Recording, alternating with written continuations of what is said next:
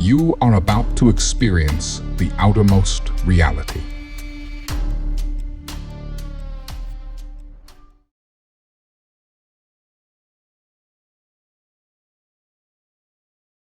At 33, I often find myself reflecting on the choices I've made. Regrets linger like shadows, reminders of paths not taken and the mistakes I've made. These mistakes now haunt my thoughts, a poignant symphony of what-ifs and could have been. You see, I have one moment in my past that torments my every waking moment.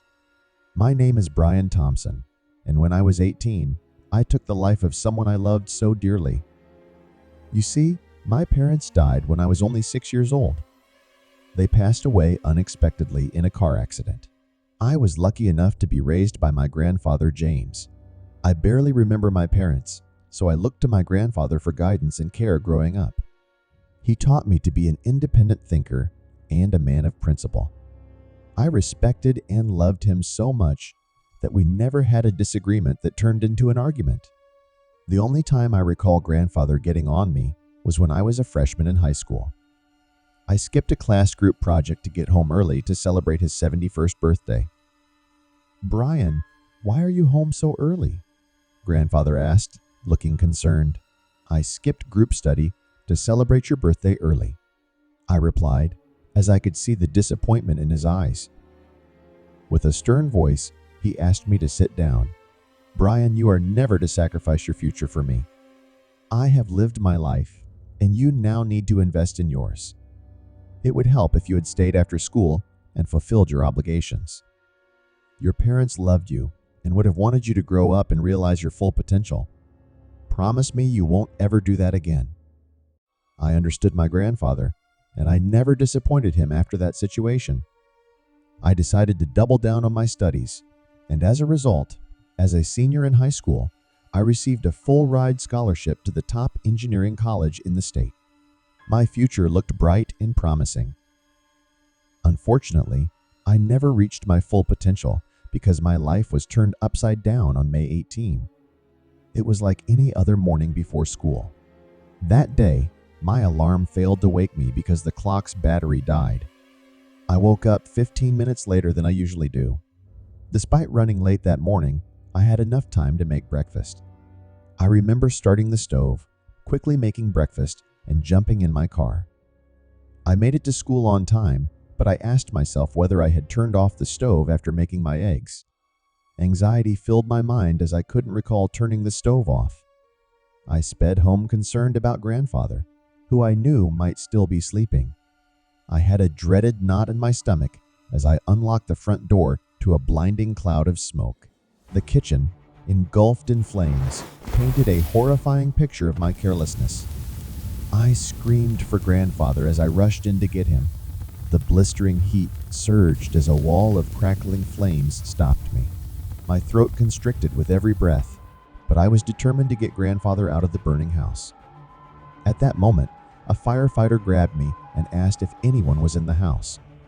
"Yes, my grandpa James might be upstairs in his room," I yelled in fear.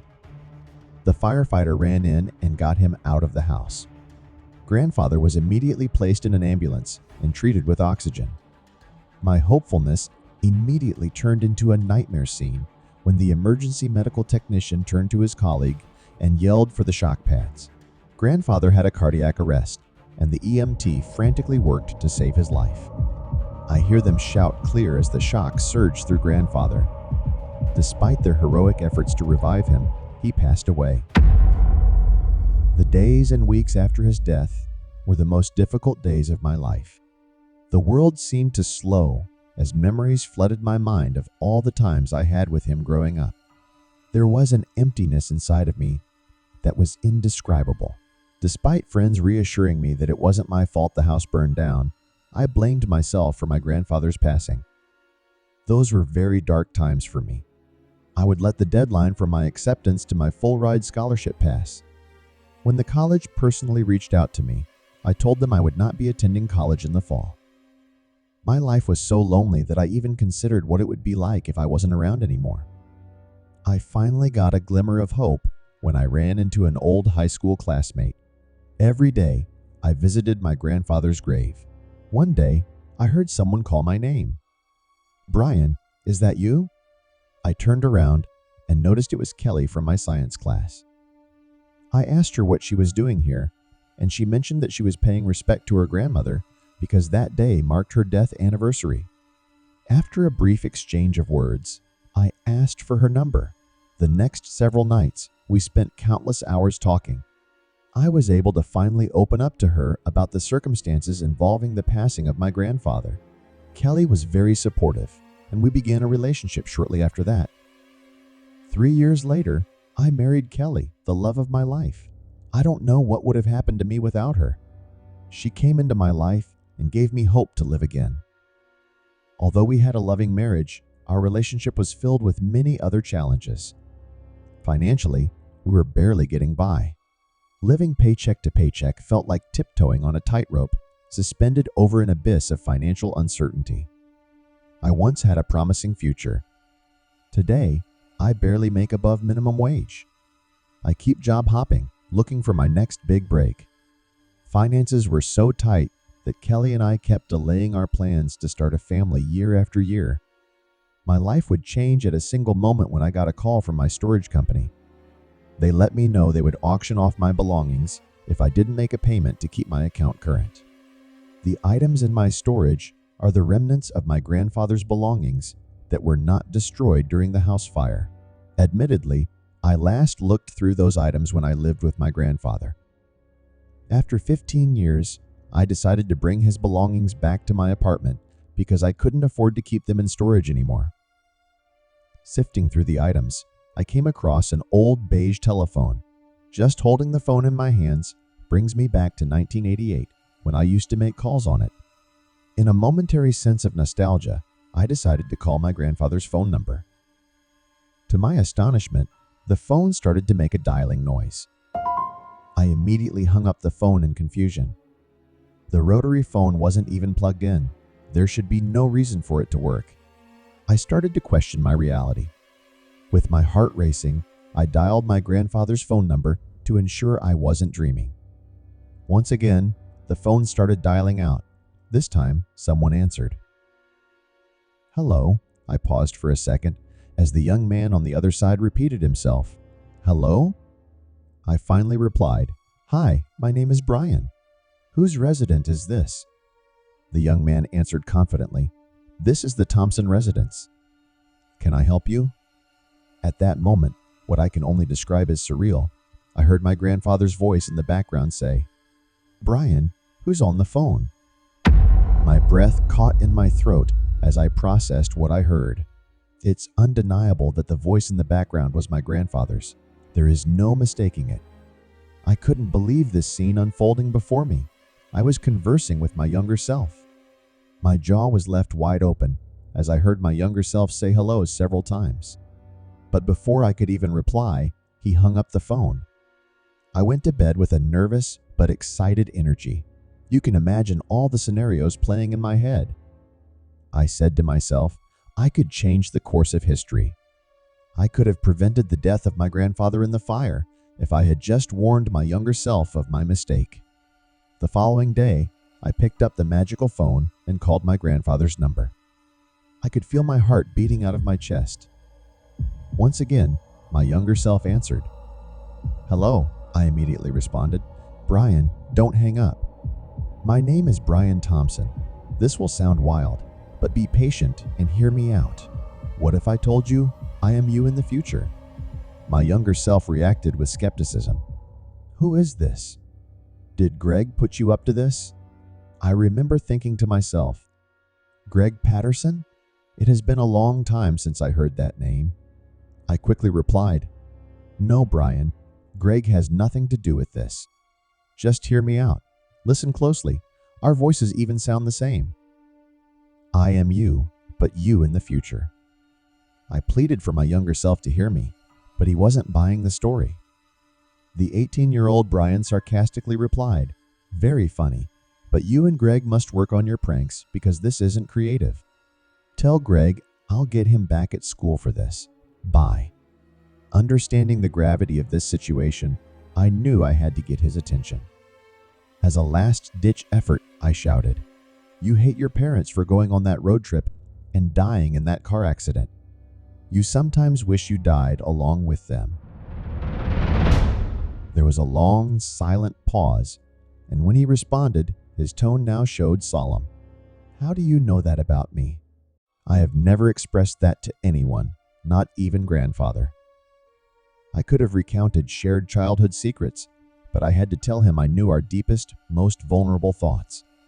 This grabbed his attention. For the next several minutes, I explained how I could magically use grandfather's beige phone to call the past. Weirdly, the younger Brian asked if it was the same phone he was currently using. I confirmed that we were speaking on the same phone, but years apart. I shared some more childhood experiences to validate that I was indeed him in the future. My younger self was blown away by the possibilities of us connecting.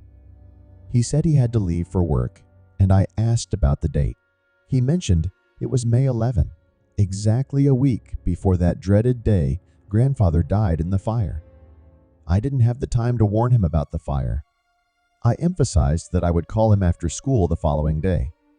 Later that night, I felt hope and happiness. I could eventually confront my past and face those lingering regrets that have haunted me for so long. The following day, I stared at my grandfather's phone and did the second most challenging thing in my life. With a deep breath, I decided not to call my younger self. That nightmarish day would come, and I knew my younger self would go through the darkest days of his young life. The next day, I woke up with a knot in my stomach. It didn't sit well, knowing my decision not to warn him. I did not disclose that he would leave the stove on and burn the house down. Days after the fire, I immediately tried to call young Brian in hopes he would pick up the phone. Unfortunately, the phone continued to ring, and he would not pick up. Undeterred, I would call every day for 3 weeks in hopes he would answer. On the 22nd day, I had a gut feeling my younger self would answer my call. I felt the weight of my grief, which hung heavy on my shoulders as I dialed that familiar phone number. On the third ring, a voice broke through the silence. Brian said hello, and I immediately heard the sadness in his voice. "Hi, Brian. It's your future self," I replied as I prepared for a wave of emotions from him. He immediately shouted, "Where have you been? Did you know that grandfather died in a house fire?" I shifted uncomfortably as I could hear the anger in his voice. I tried to calm the situation by saying, "Please let me explain." Young Brian interrupted, "There is nothing to explain. You knew grandfather was going to die in that fire, and you didn't let me know. I'm done with you." "I had my reasons," I replied defensively. "I'm protecting your future." His condescending laughter masks his pain. "Protecting my future? That's your excuse?" By letting the person I cared for the most die, I felt a stab directly to my heart, knowing he was right. I hadn't been entirely honest with him. I decided to yell aloud. This was grandfather's wish to die in that fire. There was a long, silent pause, and I followed up. "I can't give you more information than that. If I explain why grandfather decided to leave, it could alter the course of history, particularly your future." I could sense the frustrations in my younger self as he muttered, "I don't understand all this. Is there anything you can tell me?" I sat still, wiping the tears down my face, and said, "Grandfather had only one wish. Please do not blame yourself for this mistake. You can honor him by ensuring you take your scholarship and attend college in the fall. He wants you to realize your potential and will always love you." We both cried out loud and said our final goodbyes.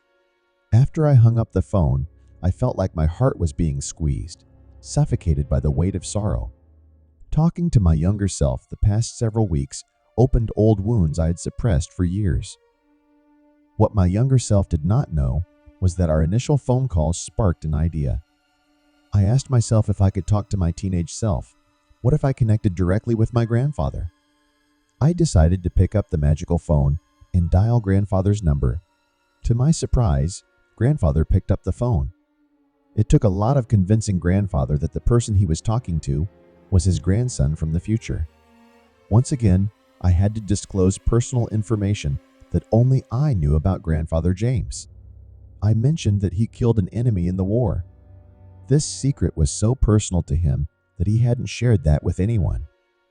Even my beloved grandmother did not know about his experience in the war. He shared this information with me because he didn't want to die with this secret. The conversation after that centered around me and my life after his death. I never lied to him, so I told him that I never forgave myself for his death. This personal revelation made my grandfather emotional. He emphasized that everyone makes mistakes, and I had to let that regret go. Having me in his life gave him a purpose to live. Even with his failing health, he would pray that he would live long enough to raise an independent, strong young man. He wanted to live long enough to see me graduate college. I disclosed to Grandfather about my wife, Kelly, who embodies grace and beauty. From the moment I met her, she would complete my world in ways I couldn't imagine. My other regret is that I didn't provide her with the life she deserves due to my economic hardships. After 4 straight hours speaking to Grandfather, he decided he needed to perish in that house fire because if he didn't, it could alter the course of history. I demanded that he reconsider his decision, but his mind was made up. He knew that, with his death, there was a chance that Kelly and I would once again run into each other in the cemetery. I explained we bonded over the deaths of both our grandparents. That common shared experience was why Kelly and I supported each other. That support would eventually grow into a love that continues today. His final wish was to instruct my younger self not to quit college no matter what. With a heavy heart, we would finally say our final goodbyes. I thanked him for all the unconditional love he gave me and the ultimate sacrifice he was about to make. That night, I slept the most peaceful sleep of my life. The demons that had followed me all my adult life disappeared. The following morning, I sensed something was different. The room felt unfamiliar, but strangely comforting. Right next to me was my wife, Kelly. I could feel new memories being downloaded to my consciousness. Now I remember this. My beautiful home. I hear the doorknob open, and I feel a tug on my sleeve. My 6-year-old son James is standing next to me. I remember asking myself, I don't have a son, do I? Kelly turns to me and says good morning as James hugs his mother. I ask my wife, honey, what do I do for a living? With a warm smile, Kelly says, my brilliant husband invented a new fire alarm home detection device that keeps families safe, and I couldn't be more proud of him. Kelly was right. I'm a successful CEO of my own company. At that moment, I started having new memories of my new reality. My old memories of a life of financial struggles, like a dream, began to disappear. At that moment, I thanked my grandfather.